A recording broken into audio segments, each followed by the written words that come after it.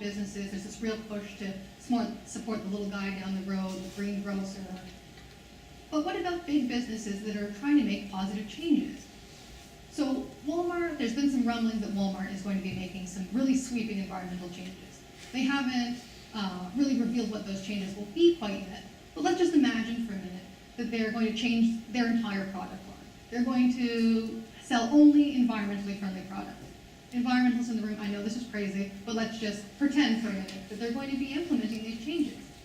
Because of the way that capitalism functions, because of the competitive nature of these big businesses, there would likely be some kind of ripple effect. Other companies might have to fall in line. There could be real change made if we support big businesses who are doing good things. But does that excuse the working conditions? Does that erase the harm that's done to these low-wage workers? I mean, it's very hard to work through these different ideas. Does buying a good product excuse poor working conditions, either out of Walmart or along the supply chain? How do we decide what makes sense for us?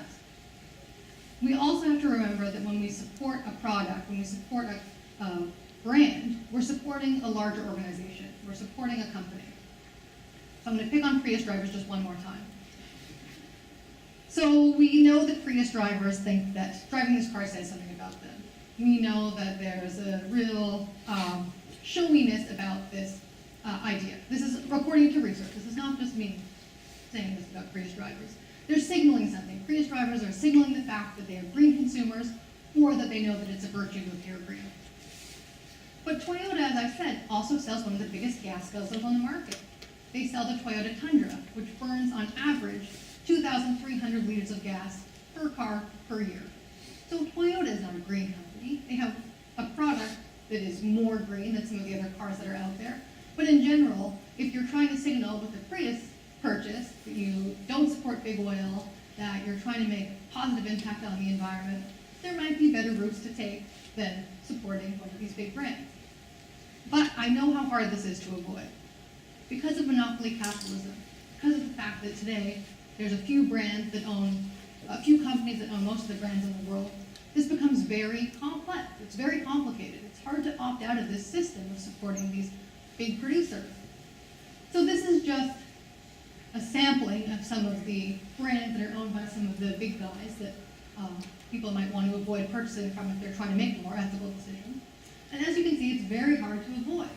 I mean, it's nearly impossible.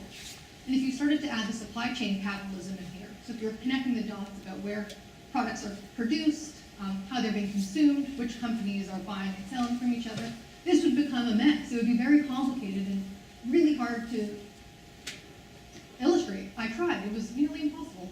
That's why I have not shown it up here. In fact, it would end up looking like some kind of crazy spider's web.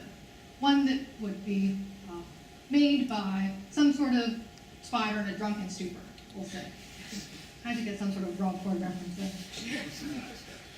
So once a consumer begins examining his or her buying decisions, it really becomes increasingly hard to agree upon which products out there can really be considered ethical. It's hard to decide where your money should go and what you should be supporting with your dollars. So this brings us into the next portion of the discussion. This is a nice introduction to some of these problems associated with ethical consumption. There's a number that I've talked about already, but I want to go through a couple of the larger themes. So the first is regulation. Regulation and codes are only worthwhile when there's proper procedures in place that really implement and monitor the standards that have been set up. So within this deregulation movement, within neoliberal global capitalism, this becomes really questionable because often it's left up to the companies to do this work for us. So competition is one of the supreme values of neoliberal capitalism. And as such, there's this whole idea that companies don't have to or shouldn't reveal their trade secrets. So to let regulators or let individuals come and take a peek at their supply chain to try to figure out how goods are being produced and sold, how they're moving along, is seen as a threat to this. It's a threat to the bottom line of companies. It's a threat to profits. And the way these big companies, who I just showed you the way they function, many of which are publicly traded, this means a threat to a number of people saving. This is a big problem within this neoliberal global system. And because companies are not required to disclose these trade secrets, because their profits are being protected, they don't have to. They're not going to. It's very unlikely that a company who doesn't have to give into these regulatory frameworks is going to happily turn all of their books over and let their competitors know how their supply chain functions, how they manage to get such low prices. The regulation, and in fact deregulation, is one of these large problems that are really inherent within this capitalist system. Along a different line is the problem of inclusion. Who gets to be an ethical consumer? Jessica Biel, apparently. Is that Jessica Biel? Yes. Jessica Biel gets to be. So there's this new form of inequality that seems to exist within the social movement. To be able to make the decision to only buy ethical products, to make purchases based on very specific criteria, and to be willing to pay more to do so, is a class-based privilege. For anybody who's tried to buy these more ethical or fair trade, some of these local products, know they can be a little bit more expensive than their non-ethical counterparts. A Statistics Canada survey found that in 2011, the higher the household income, the higher the percentage of individuals living within that home who consider themselves to be ethical consumers. The same survey found that there was also a real social pressure attached to this. People of the middle class or middle upper class believe that not only should they be ethical consumers, but that anybody else in their tax bracket is doing the same thing. It's a virtue to be doing, and everybody should be doing it. And they're likely to put a little pressure on their family and friends who aren't doing it. So once this idea that ethical consumption becomes a real strategy for dealing with change, once the social pressure is put on us to do so, this seems to become a really normal part of the activist movement. It becomes a normal part of our everyday. We begin to accept this idea that buying labels like fair trade is making a difference. We're doing something good. We don't have to think much beyond the labels because someone else has done that work for us. Someone else has told us what it means to be an ethical purchaser. Our social group is reminding us of this too. We can go out and buy an organic t-shirt and signal to the world that we're part of this movement. We can opt out of trying to explore this complicated moral maze because we know what we're buying. We don't have to think much further than that. But the claims that people make about ethical consumption and the actions they actually follow through in tend to be quite different. So, for example, in the UK, more than 1/3 of consumers say that every purchase they make is ethical. So clearly this seems like a very absurd statement, and it is, because as it turns out that these products and services that they self-identified as ethical only make up 3% of that market. So there's a real gap here in between what people claim to be doing or think they're doing and what's actually happening on the ground. So this attitude behavior gap is comes through in a number of studies. And there's also proof that says that people who really do consider themselves ethical consumers and really try as much as possible to do so, really are not constant in their choice to do so. So someone might support a cause one week and then not the next, or buy certain products that are considered more ethical, but are not doing so on an ongoing basis. So once again, we're confronted with these kind of inconsistencies in the attempt to be an ethical consumer. But perhaps it's not about working out these contradictions at all. Perhaps it's not about inconsistencies, and it comes down to the guiding light of neoliberal capitalism: money. So in the end, no matter how ethical somebody wants to be or claims to be, price considerations really appear to trump everything else. So people who claim that they're making ethical purchases, and probably do try to, when it comes to items they have to purchase on an ongoing basis, price considerations seem to be what comes out on top. It's more important than anything else when it comes to things like food or household items, Kleenex, tissue, toilet paper, so on.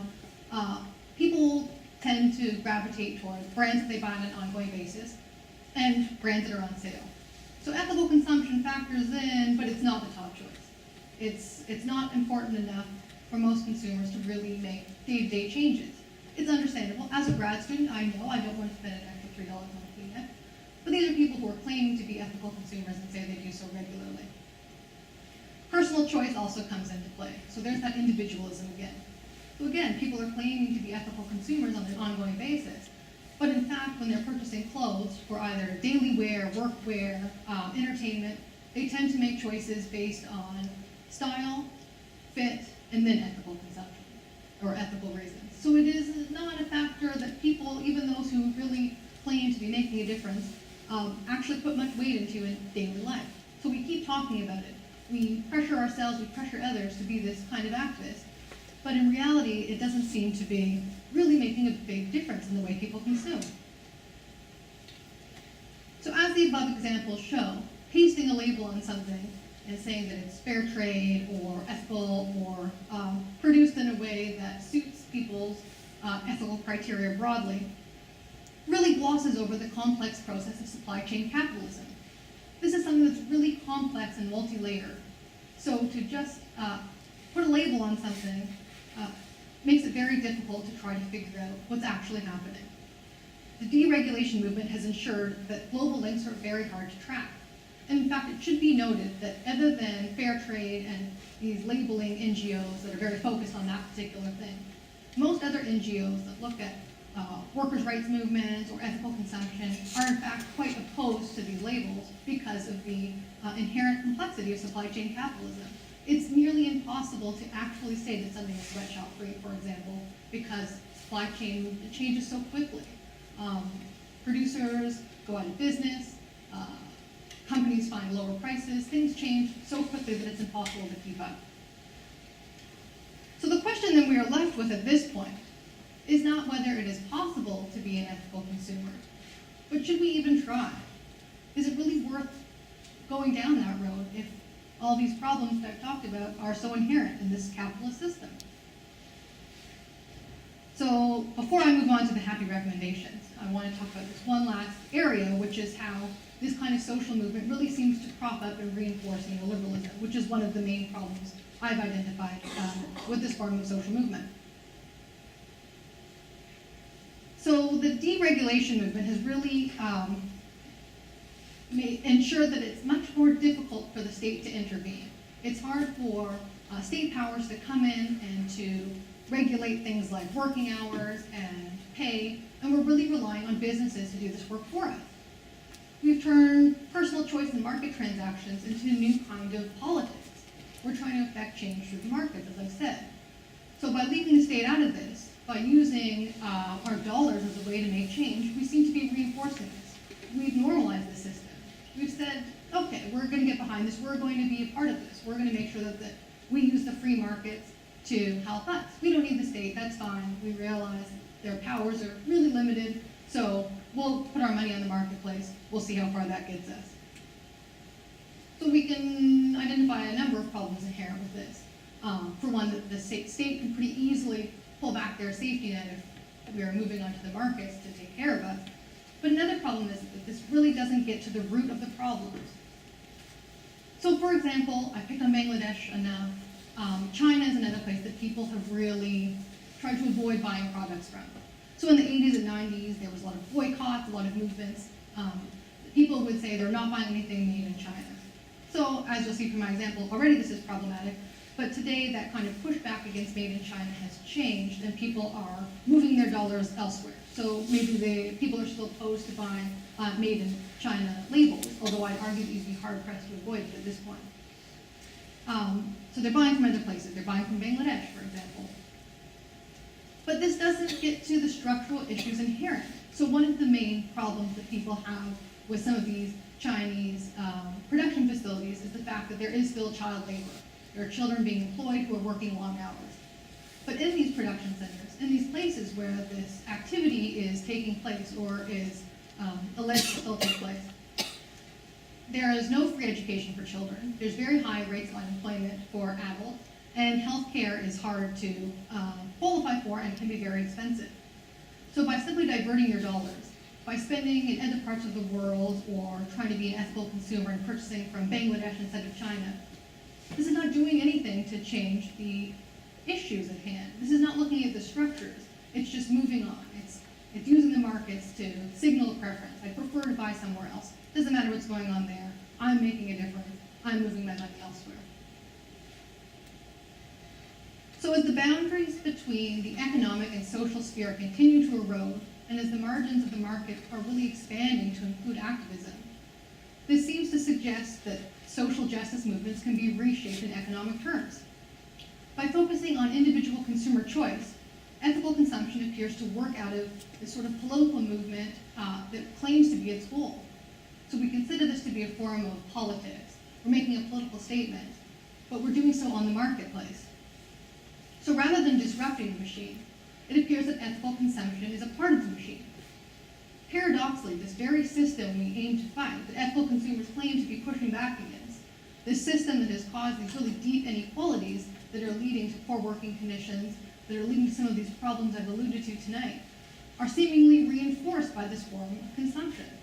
We're speaking with our dollars. We're using the market to make change. We are telling the system that this is okay. This is how we're going to operate, and we're buying into this idea that you fed to us so far. So does this mean we should all just give up on ethical consumption? We should buy without thinking? It's useless. We're fighting a losing battle. I hope not, and that's not the message I want to leave you with tonight. I just want you to think about, as a social movement, if this is the best way to affect change. If the market is the way that we want to use our voice, if we want to make change in the economic sphere. So I'll leave you with a couple recommendations to think about, and then I'll turn the floor over to you.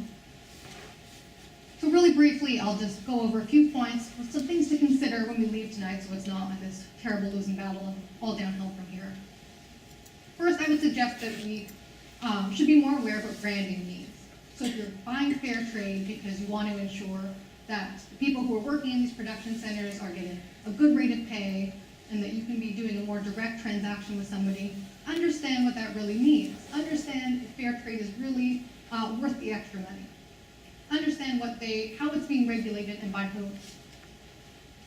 And on that note, consider other forms of activism. So if workers' rights struggles are part of what really interests you, and you're buying fair trade in support of that, maybe there's a not-for-profit group you can get involved with. Maybe you can be involved with some movements that are really pushing for actual change, that are writing to the Bangladesh government and trying to make changes at a really local level. Think about ways to supplement your consumption decisions with other ways to try and make a difference. But at the same time, keep thinking about your consumption choices. So we're living in the Western world, we all buy, we all need to buy, we all want to buy. I'm not trying to vilify any form of consumption. We just need to be more thoughtful about what we're buying. And perhaps most importantly of all, and maybe the easiest one to implement, just consider buying less. Consider fewer items of clothing, for example. Let's try to knock that number down from 64 to something that seems a little bit more reasonable. Picture that big garbage dump of clothing. Think about what your consumption decisions mean. If we each bought a little less, some of these bigger changes, some of these bigger issues might seem a little bit more manageable. So those are just some ideas, some things to think about, so we're not leaving feeling rather hopeless about the world. But I'm really interested to hear from people here in the audience.